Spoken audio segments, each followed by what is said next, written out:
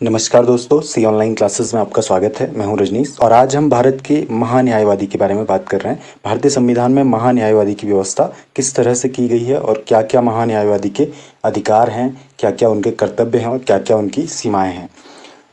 तो दोस्तों, भारत का जो महान्यायवादी है वो अनुच्छेद 76(1) के तहत उसकी व्यवस्था की गई है और अनुच्छेद 76(1) के तहत भारत का राष्ट्रपति उच्चतम न्यायालय के न्यायाधीश नियुक्त होने के योग्य किसी व्यक्ति को भारत का महान्यायवादी नियुक्त करता है। मतलब वो व्यक्ति इतनी एबिलिटी रखना चाहिए कि वो उच्चतम न्यायालय का, सुप्रीम कोर्ट का जज नियुक्त किया जा सकता है।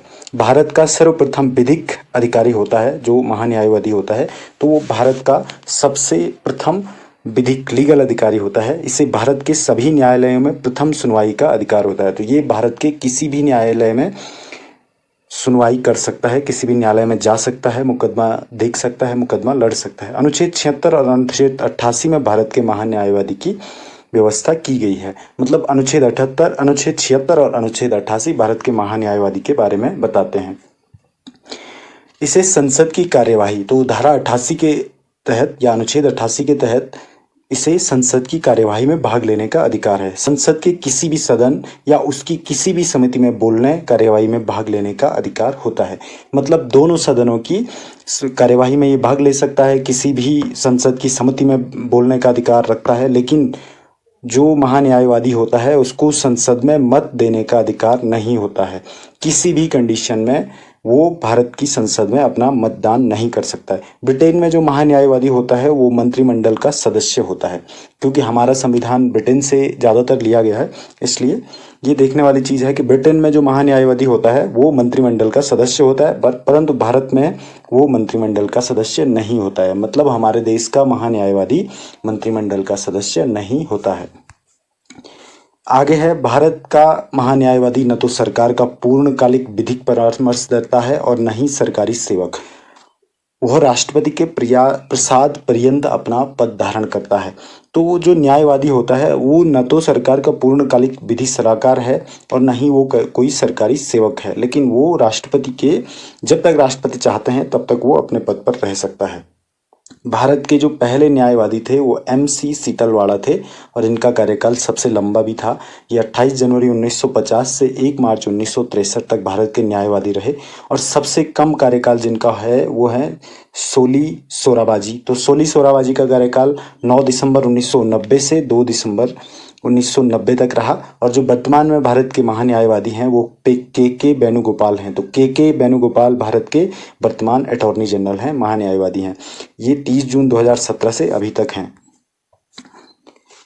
महान्यायवादी के अलावा भारत में सॉलिसिटर जनरल की भी व्यवस्था है।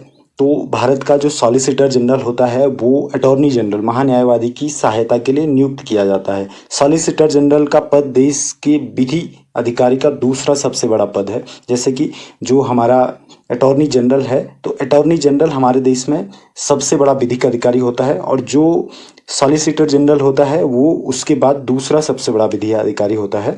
सॉलिसिटर जनरल वह कानूनी प्रतिनिधि है जो अदालत और कानूनी मामलों में सरकार का पक्ष रखता है। किसी भी अदालत में जाके जो सॉलिसिटर जनरल होता है वो सरकार का पक्ष रखता है। और वर्तमान में भारत के सॉलिसिटर जनरल तुषार मेहता हैं।